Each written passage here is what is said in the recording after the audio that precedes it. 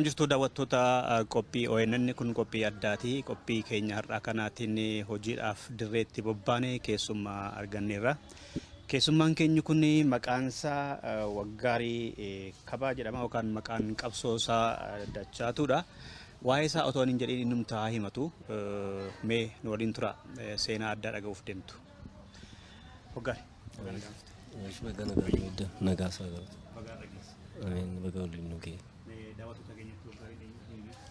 Waggaarii Kabaa Nagawoon jedhama. Bakka dhalooti koos Wallagga Lixaa biyya Mandii jedhamu yookiin immoo mana Sibuu jedhama. Achirran ture isaan booda yeroo qabsoo sana jechuudha. Bara 1994 yeroo chaartarii mootummaa ce'umsaa sana jechuudha. Baabboo Gambeelii bakka jedhamu Najjoo gadi yookiin immoo koonsarnii Kaambee jedhama. Achitti marsaa 8ffaan leenjifamee jechuudha. Jajjabeen ture. Isaan booda egaa qabsoofne booda gara Meexxii jedhamu yookiin immoo Dambidolloo Meexxii achitti dirree leenjisaa yookiin immoo dirree xiyyaaraa jedhamuun jira. Achi sana turre. Kan leenjisee Gajoo Ayyaanaa fi Dheeressaa jedhamu. Doorii kan jedhamu jira. Kan doorii. Isaa booda maal ta'a? Garam deemte? Isaan booda Kamaaliin faas yeroo sanas nu bira turaniiru. Isaan booda lolli yeroo chaartarii Finfinnee jarri keenya deemanii wombarii adda bilisummaa Oromoo fi teessoo walii galuu didanii akka isaan faffaca'an sana yeroo sanatti abbaa caalaanii ijoolleen jajjabee nuti jechuudha bijjiitii irratti eegaa turre hattee nooraa bijjiitii jedhamutti jechuudha. Illollaa jartiin akka isheen nutti hin seennee gaafa jennu dhiisaa lolinaa jedhee agamaa jiruusa jalatti dhuftee mishiggiin nu jalatti qotteetti daannoo jechuudha. Isaan booda dhiisnee seennee karaa tajjoolalii kanaan lolli jarri qabame utuma lolluu Daawid Ibsaa Ayyaanaa yeroo sana nu duukaa jira. Boqqolloo ija sadii akkatti lakkaa'ee nuu kenneera. Daawid moo? Daawid Ibsaa Ayyaanaa. Eessaa addee kamitti? Gaawoo Qebbee bakka jedhamu jechuudha. Achi keessatti. Wayita akkasii waliin turtan? Ba'aa jirra nun ba'aa jedhamee gadhiisaa ba'aa jedhamneetu. Karaa nutti dhuftetti lolaama baane Saawoliin Gidaamii keessa baane gara Yaabusii kanaan baaneetu oliin gara Dambidolloo jalaan karaa baay'ee oliin deemnes dhumarratti hadhaa miillatti nabee jechuudha. Deebii naan jedhan. Deebii jedhanii yeroo sanas abbaa caalaan nu duukaa ture ragaa. Abbaa caalaa fi obbo Daawid waliin turan yookiis? Yeroo sana nuuma duukaa jajjabee waliin turanii jechuudha yeroo sana. Tajjoo jechuudha. Baatanillee jechuudha. Gaafa baanes jechuudha. Isaan gaan karaa ergiin dhadhabee booda isaan karaa sana gaafa deemanii nuti waraana biraa waliin Sudaanii seenne. Isaan jechuun biyyatti hafaniitu hin ta'in isaan karaa Keeniyaa kana ba'uun hafne yeroo sana jechuudha. Sudaan seente? Sudaaniin seenee Sudaanii akkan seeneeni jechuun waajjirri jaragaa kan adda bilisummaa Oromoo durattis immoo Dabaazinii sana turreerra seenees beekaa. Maalajaa Kaambii jedhama. Bishaan Abbayyaa sun inuma biradha. Achumaan kan itti dhiqannus achumadha. Kan itti barannus achumadha. Ijoolleen yeeyyiinis jirti yeroo sana yeeyyiirraa qeerroo irraa jajjabeerraa neencoo jedhamne yaamamna turre jechuudha. Yeeyyiidha xixiqqoo turre yeroo sana jechuudha. Amma gaa achumatti deebi'een isaan booda bakka haaluma sosochiidhaan gara bosona kana keessa deddeebi'aa turre jechuudha. Isaan booda Bolaggasee wajjin nafsee isaa amaaru. Isa wajjinis deddeebi'eera. Yeroo chaartara kee baatan jechuudha. Ergasiitiidha bakka isaan booda 93 sana ani nan qabame Asoosaa biyya Beenishaangulii jedhamu kana. Kumruk Sudaan Kumruk Itoophiyaa jedhama. Dimbarii isaanii kun bishaan Worar Boodii jedhu afaan Arabaani. Gamni kan Sudaaniiti gamanni kan Itoophiyaati. Kan Itoophiyaatti ce'ee kan hin qabame jechuudha. Amma diizanirraa gara achi soggaaceetu qabamte seente? Seeneen as deebitee silaa sitti haalli mijatuu dide? Haalli jechuun qabsoomatti fufaa turre yeroo sanattis. Waaqii moo nama faana? Jijjiiru yeroo sana isaan achi jijjiiranis immoo yeroo sana dandeebi'ee achitii adda addaa hojjechaa ture. Isheen kaambii mooraa ishee dirasii seenee jechuudha. Kunoo gogaa horii qaltee gurgurettee sanafaa gaggeessee basaasaan ture ishee biratti duraanuu ergamaayyuu ture keessa seenee Asoosaa sanatti jechuudha. Egaa chaartara keessaa baatanii ijoollee fakkaatee isaan booda gaafa dhumarratti gaafa narratti baranii wasanuu maammoo jedhamu amma gara Yaabusiitti wareegame innis waraanuma turenis jajjabeema ture. Inni dafii kottu beeynaan jedhe. Namatu dabarsee nu kennuuf ennaan jechuudha. Innillee yeroo sanas immoo Laggaseen waraana fidee seenaa ture lola. Inni gaafa boonnis mucaan sun achitti wareegame animmoo gara isaanii deemaan ture bakka deebiin Sudaanitti naqabuuf jedhanii ennaan jechuudha. Haala uffata kun dubartooti uffatanii jiramte qamisii dubartootaa kana isa uffadhee yeroo sana arriin kunis hin jiru ijoollummaadha. Dubruma bareedduu itti fakkaadhe akkasuma gidduu isaanii biran darbee hin deeme malee isaan booda dhaqeen ofirraa baasee karaan deeme ijoolleen Araboonni kara Sudaanii deeman jiru saanduqa Sudaanii seenee deebi'e jechuudha. Saqaafa duraati kun. Amma deebitee dhufte. Immoo nan qabame isa qabame. Gurbaa gaafa duraa ta'uu si barani moo? Lakki akkasumatti shakkiin na qabanii dhuma irratti dhaga nama namichi ajajaan isaanii suni maqaan isaa xiqqoo nan beekan ture Takla Biraan jedhuuni isa ajajaan isaanii isatu bilbilaan ol quunnamanii gaafa ol gaafatanii nama akkasiidha bifaanii manaamina jedhanii akkasittiin na shakkaniitu na barani. Isaan booda na fuutee asii Addis Ababa kana na fiddee guyyaa tokko na bushite Addis Ababa irraatii biyyatti lakki makiinaa maan na fidde. Isaan booda fuutee qofaa makoon qabame. Isaan booda ergiin dhaqee maneedha Umaraa sana jeja immigireeshinii keessatti jeja na hiite. Achitti nan garafamaa qobeen irraa baasti miilli kun miilla kana ol kaastee akkas miilli kee lamaanuu akkana ol ta'a akkanatti asii gadi. Luka jala kana akka jirutti bakka ammallee fayyee malee duqqaadha bakka jallisaa jechuudha. Isaan booda jeja booda fuuteetu shiree Ummaajarii jedhamu jira. Ummaajarii sanatti shiree Indaasillaasee shiree Shiraaroo jedhamu jira. Isaan booda Addanabriitii jedhamu jira. Addanabriit Addaaroo Addaagaraay jedhameetu shiree Shiraaroo seenama. Addanabriitii sana irratti kan isheen neete maniidha akkamii jira sitti fakkaate naannoo haxxee kan hidhamee jiru fanjiidhaan hidhamee jira shuboodhaan jechuudha. Maniidhaa sana keessa gaafa deemu jaalawwan baay'ee babbaan wareegaama jirti jira garuu ergiin seenaan torbee tokko hin guunne nama sadii na biraati ijoolleen sun ijoollee baaleedha. Sadanuu fuutee yeroo isheen halkan karaa horaa sana ni ilaalaa ija kana hiiteetti akka isheen bakka ajjeesuuf fuutees bareera waan tokko gochuun danda'u hidhameen jiraanis makaraa irra jira. Jarittiin sun badda amma zartuunee jedhamtu tokkos immoo isheen jajjabee turte.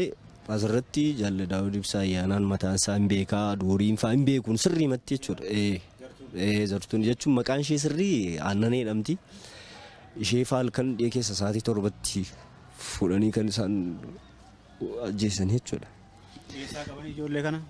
Bakka ishii akkuma kana argatan natti fakkaata. Warri wareegaman kana maqaa isaanii beektaa? Warri wareegame sana jechuun torbee gintaaga yeroo dhufe ishii sana qofa maqaa beeka. Malee maqaa isaanii hin beeku ammoo warra jiran keessaa mataasaa mannidhaa kan koo qofaa waan ta'eef iji koo kun amma aduu kana akkas ol jedheen ilaalu. Ijuma nargu dhuguman siin jechaa jira. Maaliif aduu argee hin beeku. Jechuma dukkana keessan ture jechuudha. Infiduu halkan fuudhanii deemu bakka isaan itti ajjeesan hin beektu.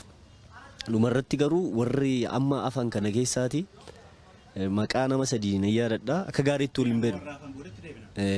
Warri wareegaman kun bara kamidha? Warri wareegaman kun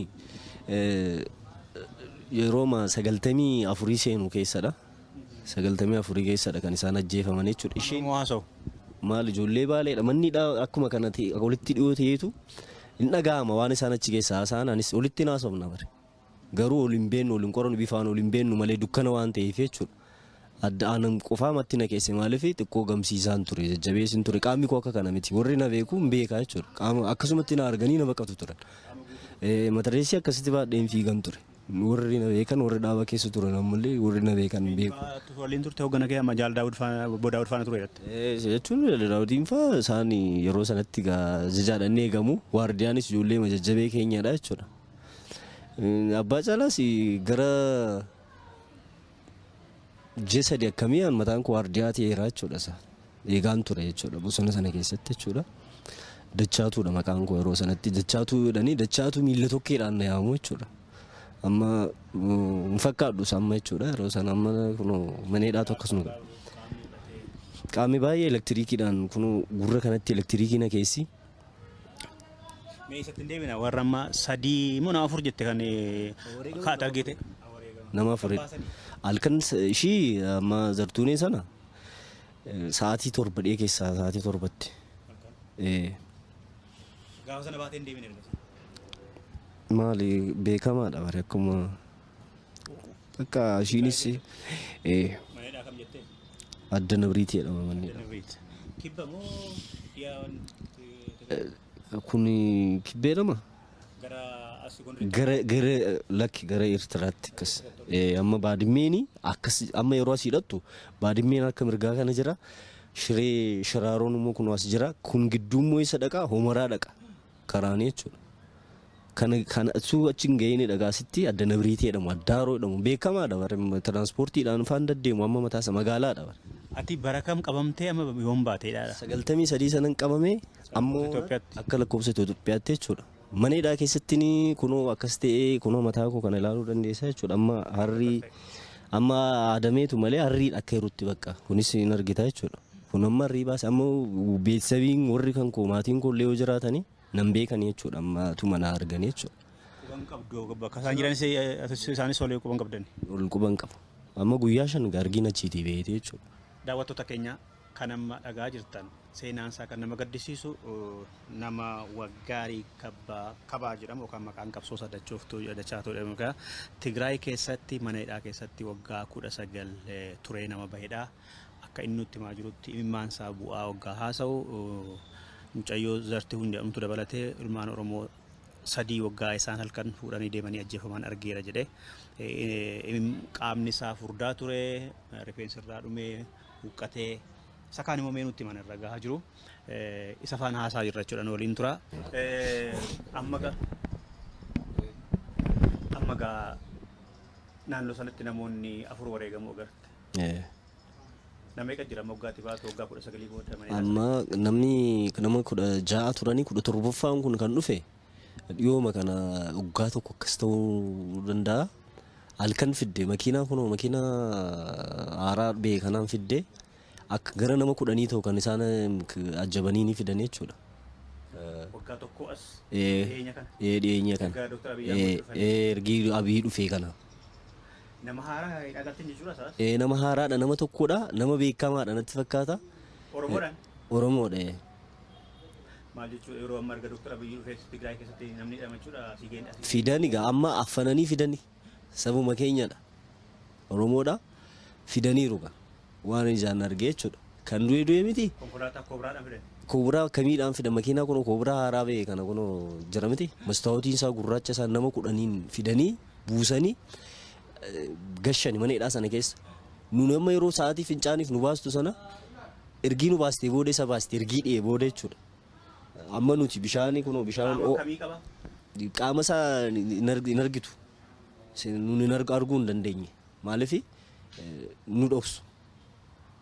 Namni isa ijaan argee hin jiru amma warra nu keessaa hidhame kana keessaa mataa isaa jechuudha.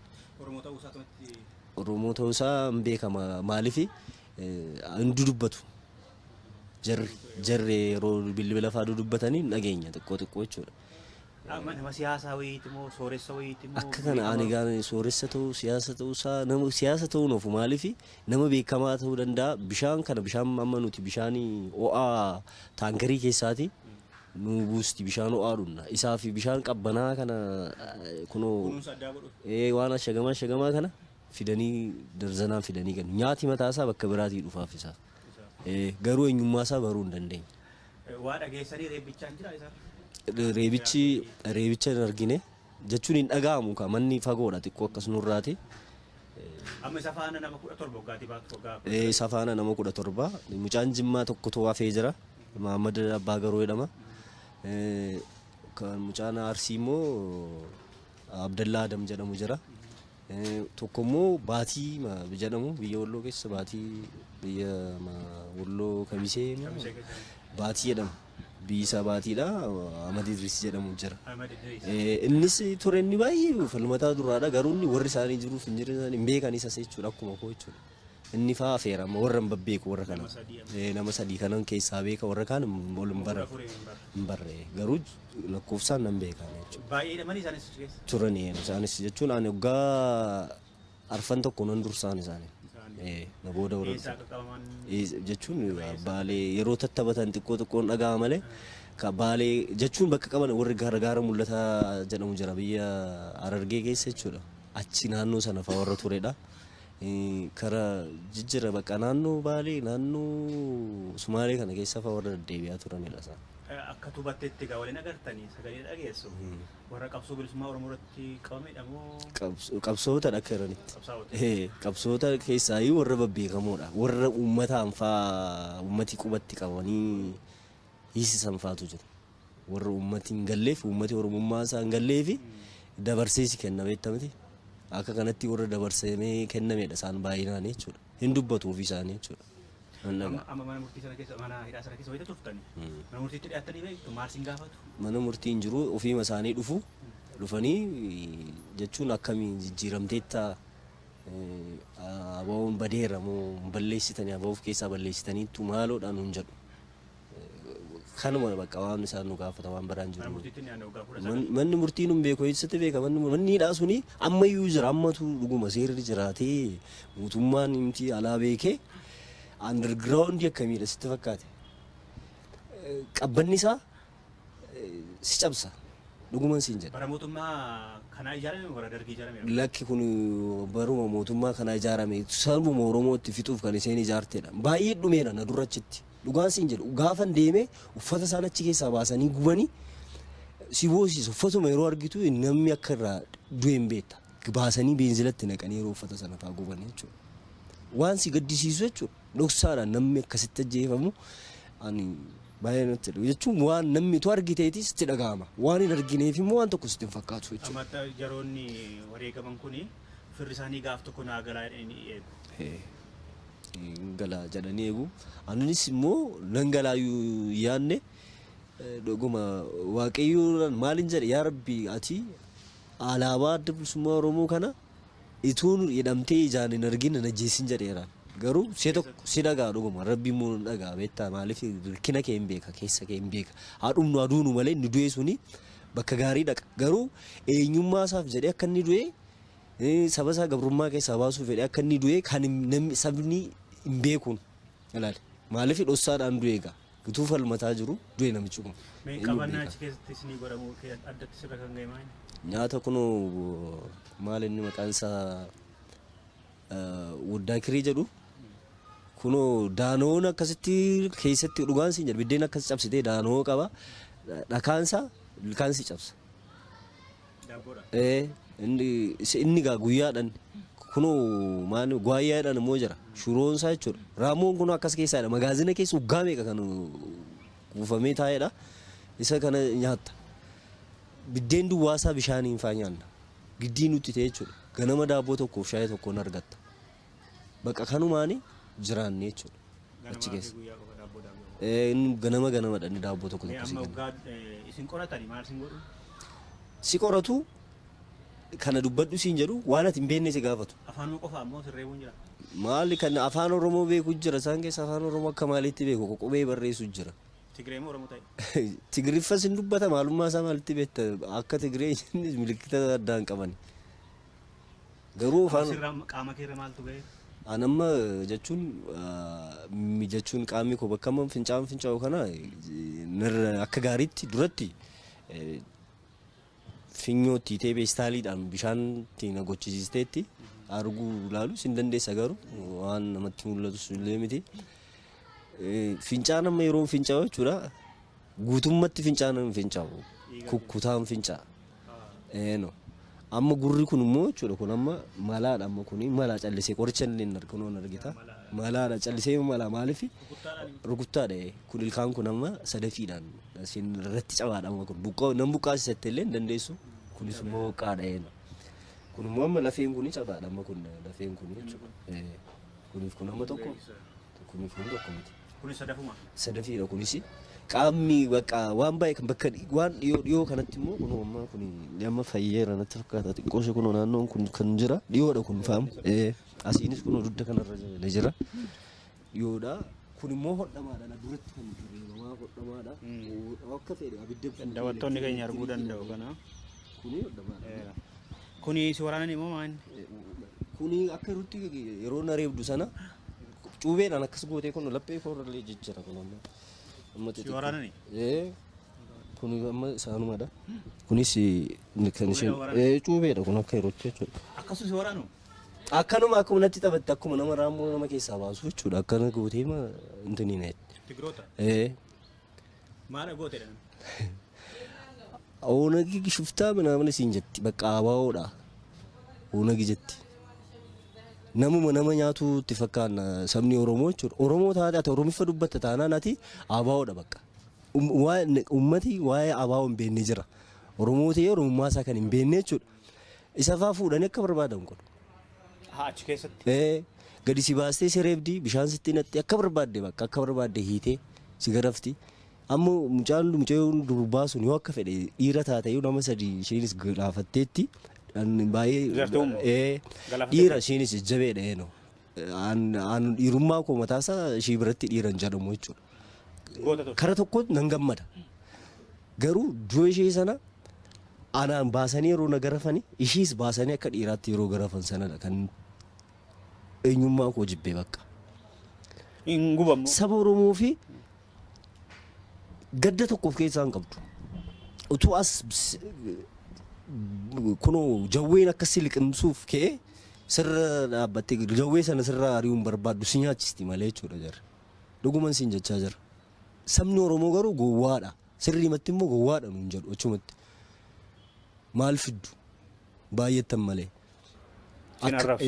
akka nuun falmachaa jirru hin beetti warra falmataa jiru hin beetti uummata Oromoo akka irratti baay'inaan falmata kan biyyaa beessa rakkina miti kan biyyaa baasu beela miti dheebuu miti utuu lafa qabu lafa isaa sanarraati an amma bakka itti galuu hin beeku garuu qabeenya warri keenya qabeenya qabu yeroo sanatti jechuudha abbaa koo dabballeetti lafarra gotattee ajjeesteetti ni dabreeran durattidha ni durattidhan darbe waa'ee sababa sanaa fi obboleettiin koo tokko amma almaazee jedhu Dambidolloo barsiisaa taateetu amma garuu hin beeku jirtiif hin jirtu isheen baqatteetu Dambidolloo galte horii loomicha daabbusee jedhamu jira horii darabaa gashina ture darabaa jira jechuudha horiin keenya beekamee jechuudha beenguwaa kana keessa dhuftee gaggaafattee nama garaftee lafa loomicha sana horii sana argite horii sana saamteetti horii abbaa kooti duratti tuun hin qabamin saamte horii abbaa kooti waan isheen hin godhin hin jiru jechuudha amma obboleessi tokkos immoo nan qaba Geetaachoo jedhuun innis immoo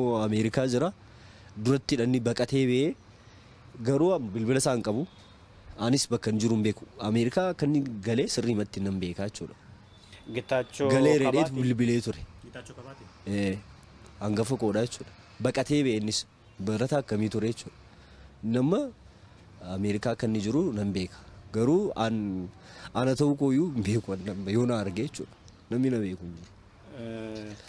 Daawwattoonni keenya yoo sagantaa kana hordofan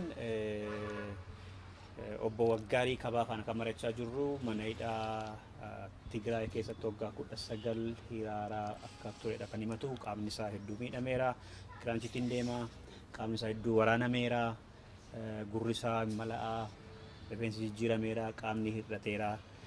Mee namni sagantaa kana hordoftan obbo Geetaachoo Kabaa nama jedhamu Ameerikaa irraa yoo beektan ONN yoo quunnamtan obboleessa keessan waggaa dheeraa adda baatan lubbuudhaan argameera kan jedhu dhaamsa nuu dabarsa. Mee itti deebina. Amma baate egaa waggaa 19 booda. Eenyu jirattee adda lubbuudhaan jiru jettee adda warqee abbaan kee haati kee turan abbaan kee. Haati koo jirti turte buleessa armee kootiifa jira. Inni yeroo sana jijjiru baay'eedha zariin keenya baay'eedha. Maqaa isaanii dhadhaa'ee amma fuulli keenya qaamni keenya jijjiirame. Jijjiru jechuun egaa iddoo isaanis jira iddoo isaa Kabaa jedhamunis obboloo Amadha abbaan nam tokkodha. Iddoo isaa Kabaa jedhamus jira Dirribee Kabaa jedhamtu Gabaabbaa Cannaanuudha Mandii biyya jedhamu jechuudha yookiin immoo Gabaa Facaaseedha naannoon keenya suni jechuudha. Nuti egaa warra Gomboo jedhamee waamamudha. Achittis warra laga abbaa kumee jedhanii yaamu laga abbaa kumee jedhamu jira. Suni maqaama warra keenyaa ni yaamama jechuudha. Maqaa warra keenyaati jechuudha. Lagi sunis beekamoodha jechuudha. Mee amma gaarii gaafa hidhaa sana keessatti sirreebanii isin hiraarsan kana achi hiraarsa kanarraa hoggaa sirreeban maal utuun du'ee guyyaa nama jechiisu jira? Ani du'a sii wayya beektaa? Akka ofiin ajjeesnees immoo waanuma ittiin of ajjeestu waan quubsaa tokko hin argattu malee kan du'e wayya. Ani amma mana hidhamuu sanarra kan du'e biyyee nyaate sana wayya. Maaliif du'a wayya. Maaltu sammuu keetti yeroo sana amma tarii gaaf tokko as keessaa baheen aduu argaa yookaan maatii kiyya argattee addaa mana hidhaa sana keessa? Nan ba'a iyyaanne. Waggaa 19 waggaa turte kana? Iyyaanne. Nan ba'a mayyuu iyyaanne of keessatti sun qabu yaaduma akkasii hin qabu. Akkuma isaan itti na baasan waaqayyo uummatu keessaa filee na baase malee na baasu hidhees yaada akkasii hin qabu of keessaa ta'e jechuudha. Amma kiraanchii qabatteetta? Maalirraati? Kiraanchiin kuni tokkoffaa miilli kuni amma kuni jechuudha bakka qaama fincaan fincaa'u kuni namiidhamaadha. Kuni jechuudha. Waan namiidhamaa ta'eef inni sama ree kirarraasanii wanni si sadafiidha. San dura rarreera hiitameerasi sadafiidha. Kun immoo amma miilli amma kuniif kun tokko miti. Kun amma akkas baadha dhiitaadha jechuudha. Lafeen kun cabaadha. Lafee kanatu nan deemsisu gaafa akkanii jedhu as keessa na waraana beektaa. Maaliif tokkoffaa immoo mana qorichaa mana yaalaa hin arganne kanadha amma kun. Amma madaan ati nu agarsiifte kan hundisaa akkasumatti si fayyee mana yaalaa sin geessine. Maan tokko mana yaalaa kana qofa kana hodhame kana qofa gaafa tortore beektaa. Tortoreen naani nan bu'e bakka nama daa'ee kana nan ajjeesuu wayyaa manaan jennaan nadinnaan ansoolaa jira ansoolaa sana cireeni qallisee akka kana dheeressee cireeni walitti fo'eeni uffannisuuf mukatti achi girgiddaan jira antini keessa sibiila sana keessa baaseen gaafa ofitti kaa'u karaa uraa warri ijoolleen achi hidhaman arganii iyyan. Ati uffannisuuf? Kana manna. Dhufanii narraa hiikaniitu isaan booda maaliif akkas gooteennaan na ajjeesaa bakka madaan kun akkas natee gaafan akkasitti agarsiisu raammoo qaba beektaa. Jennaan na fuudhanii achuma kan mana waraanaa jira achumatti na hodhaniitu na dhiqan bakka isaan booda qoricha immoo ampiisideedhaan sana naa kennanii bakka isaan booda nan fa'i. Malee kan biraa bakka biraa kan mana waggaa 19 waggaatti turte qaama kee qattee beektaa? Qaama gaal ji'a tokkotti gisee tokko dhiqanna turre barana garuu ergii kun mootummaan haaraa kun dhufeeti nutis quban qabnu gaa akkachi televezyiiniin ilaaltu reediyoon hin jiru waanuma itti dhageessus hin qabdu dhiyooma kanadha bishaan ho'aadha bakka isa jeetti gasee tokko dhiqatta turte amma gara waggaa tokko akkas bishaan nurraa dhaabdeetti niqan dhuguman siin jechaa jira bishaan utuu jiru jechuudha. Bishaan immoo bishaan takkasee maaloo jedhantu jira. Isa yaa'u sana bootteedhaan si'a tokko fidanii kaa'u. Isaan booda bakka isuma dhudhaa aduuma keessa taa'a isuma sii buusanii fidanii sii kennu. Dhiqachuuf immoo ji'atti kadhattee sayyuu itti boosee jechuudha. Kan itti dhiqattu. Tazi naannoo dhuftee siin jetti. Waan isaaniidha. Amma Dr. Abiyyi aangootti ba'uu isaa yoom dhageessan isin? An ergii mabni bahee hin dhagee hin beeku. Ammuma kunoo guyyaa shan akkana. Gabaatee hagam immoo guyyaa meeqa? Guyyaa shanaffaa godhaarra. Kanaaf obbo Dr. Abiyyiin muummicha ministeeraa ta'uu guyyaa shan erga dhageessa jechuudha. Kunoo asuma Affaarii kana bakka isaan fidanii itti nagatan kanan Affaar keessatti dhagee bakka asayyuu naasa'uu maal jedhu kunoo footoo saafaa kana makiinaa irratti argee. Beektaa asirratti hundu? Hin beeku asirratti hin beeka. Footoo masaa jechuun kana jedhanii maalidha kun yeroo hedduu sitti muka. Mootummaa keessanii minaan isin jedhu warra Affaarii. Namni ammachi keessatti kan hidhamu Oromoo qofadha moo kan biraallee nama gosa biraa takka hin argine dhugaan sitti jimaa jira. Maaliif annummaa bakka isaan jarrafan bakka dhugaas dhaquu hin danda'u isaan duruus hin danda'u hin beekamu. Isaan keessatti tokko namni miti zarii miti makaa qabu hin jiru bakka Oromoo akka yerootti. Manni ichi maalidha Oromooti jechuudha. Ijoollee Oromoo malee tasa kan itti dhabee beekus hin jiru. Kan isaan keessaa baasanii ajjeesanis Oromoo kan isaan fidanii hidhanis Oromoo. Tarii amma namoonni babbadan hedduudha gara 200 ol kan abaa'uun tarreessee mootummaatti kanatti ture. Amma akkatti shakkitutti obboon dhiinfaa tarii achi naannoo sana Argamattee yaadda jireenya weellisaa. Jechuun eenyu akka ta'e hin beeku garuu namicha amma dhiyoo kana fidan nan shakka. Kan amma fidan siin jedhu bifaan hin beeku malee halkan fidanii nama 10 fidanii dhufanii makiinaa beekamaadhaan fidanii bishaan kana fiduu fi nyaata immoo alaa fiduuf namicha kana eenyu akka ta'e garuu hin beeku. Egaa Dr. Abiy Muummicha Ministeeraa ta'anii nama haaraa qabamee si galee jira. Amma dhiyoo dhamaarree waggaa tokko akkas yoo ta'edha bakka amanta tokko ta'edha bakka dhiyooma kanadha. Oromoo fakkaatu. Oromoodha malee kan ቀንደኛ ምናምን ጀት ያፋነ ነነጋ ቹማ ከሰታይ ቀንደኛ ነው የመጣ ሽፍታ ነው ጀግና ነው ማኑ ጅጋፈ ጀደኒ አይደለም ጀዱ ገሩ ወሪሳኒ ጥሩቲ ደጋውን ደደበ ማለት ጉሪ ኩኒስ ሆነ ልኩ ባንተ እፊ ነገኝ መለኝ ማሳ በሩን እንደንዳንቱ ገሩ ነው በቤከማ ሜርጋ ካፍተ ዋይ ጉራ ከፋ የጀከኑት ማረጃ ኩኖ ጉሪ ኮኩ መተመላልቱ ከና ደማላ ጀራምቴ ኩኖ ስተርገሙ ደጋሞ ነገው ኩናማ ይሆናማ ይላል ከናማ ሲን ቅሌንሰ ከና ነገ ይላቡ አርግቲ አሲምባ ኩመቴ ደንጊቱ ላቸው ጋፋን ከናስ ከነ ፈካዴን ኤርጊ መንዱፌ አላባ ከና አላባ መከና አርጌቲ ገመዴን ፈየ በቃ ፈየ አነማ እንዱ የለው አንተ ኮነተን ፈካቱ ማለፍ ከንያ ያደ ሰነገራ እጅከን አርጋ አመዳ እጅኮ አማ ገልገለ ረክሰ ማለ ናርገም ጉያ kan hidhamte amma manuma dukana keessa qofamoo lafa jalatti lafa jala malee lafa jala ta'eetu akka olirra jira akkuma kana ta'eetu olirra jira tokko jala miti lama irraanis kan hidhaman jiru jalaanis kan hidhaman jiru irratti kan hidhan aduu argatu jedhaniitu irraati jalatti nu gashan jalli sun immoo olitti baadha waan si dhugu amma kuna nama asiin hin jiramni kun immoo girgiddaa miti asiin immoo as keessa immoo nama biraatii dhabee jira jechuudha ibsaan jira jiru qilleensi kala qilleensa sibiila feerroo kun afurii akkasii qaqalloo waan amma nageessudha ishiidhaan qilleensi sii gala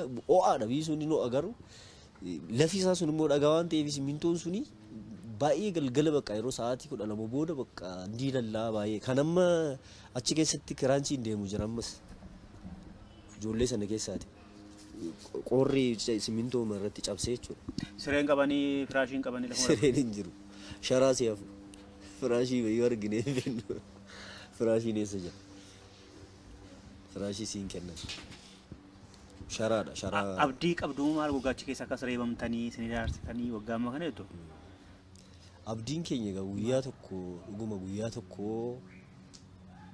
dhaamni gaa sila bosonuma jira hin beekna miti akkuma jiranitti bosonuma sana keessa akkuma jiranitti hin dhufu guyyaa tokko guyyaan tokko numa dhufti guyyaan oromootaa jenneetu walitti weellisna beektaa amma kutaa adda addaatu gaa hidhamtanii wanta waliin dudubbattan dhaamsa walii dabarsitan fa'aa qabdan jechuun maal goota walii dabarsite sigaa walitti dubbachuun jechuun anamma guyyaa bee kana halkan yeroo isheen sa'aatii 8tti na baaste hin bu'an jaalloon hafan gaafa bu'anii anis bakka akka duubareen jaalawwan koo jedha bakka guyyaan tokko immoo rabbi jedhee alaabaa keessan argitan malee rabbi siin ajjeesin jedheen beekan garuu nan du'e deeme malee nan baay'ee si yaadne kuma kana amma dhugaanatti hin fakkaanne ergii man dhufee alaabaa jaan argee bakka nan fayyada akkamitti sin baasan si baasan siin namicha Uddishaatti jedhamu alaafii isaanii jira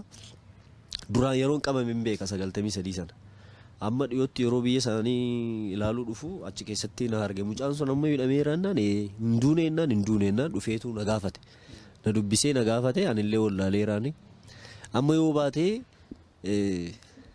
ba'uusii wayyamoo duusii wayyamoo jedhamu wayyaa naan jedhe duunaa wayyaan jedhe akka isaan nan baasne beekaafi jedhee yaadeega ennaan baata naan jedhe maalin baa duunaa wayya maal taatu na ajjeesta naan ofii koofin ajjeesu na ajjeesaan jedheen ufajjiisuuf yaaltee turtee dhammite ennaan jechuun isin rakkoorran ture amma fayyeeran jedheen bakka amma nduutanaan jedhe haa ta'uun jedheen sokke galgala sa'aatii 8tti kunoo siree fi paatroolii dabil gabbiinaa kana haaraa dhufte buburrittii kana ishiidhaan na fuudhanii shiree Indaasillaasee dabartee Aksuumii irraan dhuftee maanni maqaa Addigiraatii bakka jedhamu achi bulle Addigiraatii sana na bushitee waajjiruma poolisii na bushite Amma inni guyyaadhaan dhufee hin duuta siin jedhee deema. Sumatu na fuudhee deemaara nama sadiidha isaan. Ganama duraan dhufee hin duuta siin jedhee. Hin duutaa jedhee na fuudhee deema. Waamu atis. Ammas naajjiisuma dhaqaa jiruunsi jedhee yaade garuu garaan koo lama ta'e naajjiisuuf moo needhaa naa jijjiiraa jiru ani immoo bakka naqus hin beeku callisee mantaa'eera amma akka fedhan naa godhan jedhee muradheera. Gaafa dhufnee aduun hin dhiisiste malee gaafa aduun dhi'uun daganaa guyyaa lammatatti jechuudha. Galgalaan na fuutee kaatee fiddee kunoo biyya Affaarii kana fiddee magaalaa tokko keessatti na buuste. Beektaa magaalis? Nan beeka biyya kunoo bakka ashaboo baasan sana Afdeeraa jedhamu sana achidha. Achitti na buuste isaan booda nan taa'e namni si eeguu jira asiif achi hin deema jettee na dhiisanii makiinaa fudhatanii deeman isaan. Karaadha moo? Magaalaa matti akkasuma nagashitee magaalaa keessa namni rafeera halkan walakkaan. Amma nan taa'e. Oolumsi karumarra? Karumarree. Karuma makiinaa biraas akkasaan mirga qabadhe. Nan taa'e namni na bira dhufus hin jiru. Callisee man taa'e amma bari'uu jala geera. Affaaroonni kilaashii dadachaatu kana baattee dhuftee na gaafatte. Afaan Oromoo beekaan jedheen kan biraa oonaan jedhe Arabiffan beekaan jedheen afaan Arabaa nan beekaa waan Sudaanii sanas tureera. Afaan Arabaatti dubbadheennaani jedhanii mana dhiisanii deeman. Amma tokko deebi'ee dhufeetu maaliif federaalota biran dhannee naan jedhe. Hin beekuun jedheen kottu jedhee na agarsiise naqee amma milleetti na gaggeessan keellaa jechuudha. Millee gaafa dhufu mucaan federaala tokko Oromoo keenya mucaa shaambuudha argadhe jechuun ol hin beeknu gaa duratti asumatti an shaambuunaan jedhee isaa walitti dubbanne gurra koo kanaaf illee qoricha ofii gargaaramaa ture tokko naa kenne amma qoricha irratti naqu hin ba'an seenuu dide qorichise jechuudha. Amma laphee kanas qorichatti fudhadhu naan jedhee kunis yookiin immoo dhidhiibsisi maramarameedha wanti maramaramu sin qaban galuu kan lubbuun koo beeyuu nan gammada biyya koo galee hundees waan tokko natti hin fakkaatu jedheen isaan booda bakka amma biyya Oromoon jiru biyya Kamisee jedhamu amma achitti akka tadhattuun godhee biyya maal kun maqaan isaa Kombolshaa jedhamu na fidee shifeerichi Kamisee dhaxxamtee jedheen akkuma nama beeku na birii tiraanspoortii naa kaffalee Kamiseen dhufe galgala. Shifeerichi kun amma kan waraanaati? Lakki makiinaa sibiiliidha. Amma gaasaan booda addan ergiin dhufe galgala. Waajjira poolisii sana gaafannaa nama yakka qabu malee nama yakka hin qabne hin bushinu naan jedhan. Karaa moolakkaa taa'ama bariisise ganama nan deemee miilumaan gaafa ka'u mucaa wayii tokko na argee haasofsiiseenna kottu naan jedhee waajjira na fidee gaafa waajjira fagoo akkasumatti ilaalu alaabaan arge. Nan boo'ee dhaabbadhees nan gammades bakka dhugaatti fakkaadde jechuudha alaabaa akkasuma hidhamee Ada bilisaan akkasumatti alaabaa adda bilisummaa Oromoo arguun jechuun baay'ee cimaadha beektamte natti tole bakka maaliif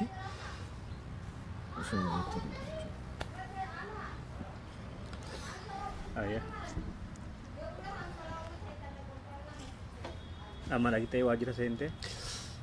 Gaafadhe waajjira dhufee nan seenee walgahii gaggeessaa jiruutiin siyaasofsiiseedha mucaa tokko haasofsiisee isaan booda isaanitti himnaan kun obboleessa keenya kana biratti qoradhu jedhanii isa bira geessanii inni immoo isaan booda galgalayyuu irbaata siin nyaanne biddeenuma jedhamu nyaadhee hin beekuun ture birrii naa kennee sunni biddeenuma jechuun waanuma akkasii haala akkasii argitee beektuudha jiru waan ayinatuma tokko nyaattaa amma kun dhaqee bisaa koos nyaadhee bishaanis dhugee kun nama ta'eera natti toleera amma dhukkuba kun waan tokko natti fakkaachaa jiru nama. Maaliif tokkoffaa of argeera bakka warraa fi amma keessi kee maal sitti dhaga'ama qalbiin kee onneen kee sammuun kee? Onneen jirti sira maal taati onneen durii ma jirti garuu abdiin kee si dabalaa jira. Fayyinaan ammayyuu qabsaa'uun barbaada. Kan ati gaaf tokko argeen du'ee kanatti jettu alaabaa ture? Arge amma gammachuudha argeera ammas immoo yoo rabbi jedhee immoo galee biyyas galee babal'isuu qabna gaa qabsoos akkuma Gullallee beektaa? Gullallee sagal finne lakkinan dhagaa. Bara sana ittiin qaqqabne ijoollee. Umuriin kee meeqa ture waggaa? Yeroo sana jechuun ani dhalooti koo mataa isaa bara 66 dhaladhe. Bara biyyooti jedhan sana keessadha. Bara Haile Sillaaseen bo'e. Akkasuma jedha biyyooti findaataa jedhu gaan hin beeku. Yeroo sana dhaladhe ergasiitii booda amma waggaa 40 ta'a. Ispoortii amma ispoortii waan jajjabee tureef akkasin cimee. Sagaloo irriste 21. Qaamni koo garuu akkas hin turre. Kuni sirba ture akkasatti. Waan tokko rakkoo nutillee yeroo tokko miira keessa galeen jira. Kan inni hoggaanni seenaa isaa yeroo himutu kun maaliif amaluma namaati. Namni jaalate osoo hin taane haamleen isaa hoggaatti dhaga'amu waan hima jirudha. Hansaa garuu kan isarra ga'e hoggaanni himatu kan nama amansiisu. Wanni jechuun namni namarratti kana godha kan nama jechisiisu miti baay'ee nama gaddisiisa. Kan mari'achaa jirru waggaarii qabaa faana yookaan maqaan qabsoosaa Dachaatuu kan jedhamudha. Bara 1993 akka lakkoofsa Giiziitti dirree qabsoo irratti dhiyaatti qabamee isaa booda waggaa 11 ji'a 6 gara umaraan turetti umaraatti hidhamee waggaa 18 fi ji'a 6 immoo mana hidhaa eenyutti maqaasa? Samma isa booda. Kan amma dhumarratti hidhamee Adda Nabirii Tigraay keessatti waggaa 18 fi ji'a 6 walumatti waggaa 19 achi tureera. Seenaan amma qaamni isaa hir'uudha. Kiraanchiitiin deemaa gurriin dhaga'u inni tokko madaahaa isin agarsiisee jira waan asirra ga'e baay'ee kan nama gaddisiisu. Maatii isaallee eessa akka jiraniif lubbuun jiraachuu isaanii akka hin beekne abbaan isaa akka duraan wareegaman Hiwaatiitiin jechuudha kaasee jira. Mee egereen kee maal fakkaata jechuun maaliin jiraatta amma eessa deemta? Amma jechuun lafni kan jechuun maatii kootii jira. Qabeenya qabu yeroo sanas bunnis jira. Nan beeka akkamittiin xiqqoo bishaataadha yeroo hin beese wallaalu bakka maali jechuun beekamoodha isaanis naannoo sanatti jechuudha. Beekamoodha laga abbaa kumeedhama gabaabbaa cannaaroo irraatii miilumaan daqiiqaa 15 akkas deemta. Bal'aadha bakka warruma keenyadha warra gomboo jedhamu isaan mataa isaa irratti warra abaluu jettee warra yaada isaa silkaa warra kabaa nagahoo jennaan. Namni wallaalee hin jiru. Mandii magaalaa keessa mataa isaa jiru firri jiru baay'inaan jijjiru wanu amma hin jiru bakka baay'een isaanii jiru. Wayyaa kana eessaa fidde? Wayyaan kuni kan mana hidhaa keessatti akka gargaarsa nuu kennani. Kun amma kun marfeedhaan hodhatta achi keessatti. Kun madaabaraadha kun argite miti? Limmoodhaan hodhina. Limmoo ittiin wayyaa hodhanna waan ta'eef. Ittiin hodhitee deebista. Qeensa amma laaciidhaan muratteetu deebistee fuudhanii gatu seegu eneeku qabattoon hin jiru hidhaan kopheen kunii kan amma mucaa federaala sanatu naa kenne. Qulla waan tokko amma kun ansoolaa citaa kana isatu naa kenne jechuun waanuma zimmee deega kan boshaashaa maggaarrajaa wayiidha. Jechuun qoorumti akkasiin oofne kunis kan kiyyaa miti bakka ittiin qabadhu mucaan saayikilii oofu tokko fa'aa mucaa bishaan kan itti dhugan minaamni naa kenne bakka waan tokko saamunaa ittiin dhiqadhu jedhanii qurraa saamunaatti dhiqatame qurraaci ittiin qaama kee dhiqatta yoo biyya sana galtee minaamni naan jedhan. Kanas immoo federaalichatu naa kenne. Uffata gumurukaa achi keessa jijjiiru keessaati. Kan shamarraniiti kun kan dhiiraadha kan ofirra dheedee naa kenne innis jechuudha. Malee waan tokko hin qabu. Mee dhaamsa dhaabbadhu? Dhaamsa kam? Dhaamsa gargaarsas ta'uu ni malu. Amma maatiin keetti jiran abbaan kee wareegamanii. Jechuun haati koo jiru obbolooti durbaas jiru tokkos immoo jira yaa Ameerikaa jira siin jedhamne jiru garuu akkan jiru immoo dhiyoottis akkan galu nan abdadha jechuudha siniini jechuun waajjira dubdummaa Oromoos nan abdadha maaliif akkan nan gala yoo rabbi jedhee abdiin qaba isaanis immoo jiraatanii akkan dhufe akkan galee akkan lubbuudhaan jiru olitti bilbilanii illee obboleessa koo sanatti illee bilbilanii ol arguuf hin danda'ama jechuudha. Kanaaf yoon galeera yoon du'eesse kan maan booda yoon du'eesse waan naaf boon iyyuu natti hin fakkaatu maaliif kutataniiru kaa du'eera jedhanii maaliif yeroo abbaa kee lafarra kutatanii ajjeesan sana hundumtu kutatee garaa bakka anis immoo isaan booda badee dhaaba seene kanaaf waan tokko yaada biraan jiru qabaantu jira. Amma kunoo namni amma nama 17tu jira tokko dhiyoo kana dhufee dheera waluu isaan baranne isaan gaamma isaanis immoo rabbi jedhee abdiin ayyaannumti Oromoo gargaaree isaanillee ba'anii hin galu warra isaaniiti warri jiru hin gala kan du'eetu hin galu malee kan jiru magala hidhaa keessa taa'ee garuu duus hin danda'a utuu gadhiistee na duukaa gadhiisti jara kana fixuumaaf keesse malee silaan gadhiisti turte gadhiisuuf yaadan qabdu garuu ayyaannumti Oromoo gargaaru malee waaqni isaanii gargaaru malee maatiin amma abaluu jira jiru jedhanii yaada biraa keessa jiru. Garuu kan jiru hin gala. Yoo hidhaa keessaa ba'ees hin gala. Kanaaf yoo rabbeedha guyyaa tokko Oromiyaan bilisoomtee argine hin galla warri jedhanfaa jiru. Warri jiru hin gala warri hafe immoo waaqayyo isaan gargaaru ammallee. Warra kanaaf garuu utuu mootummaan danda'ee qaqqabee jara kana qaqqabee natti tola jechuudha.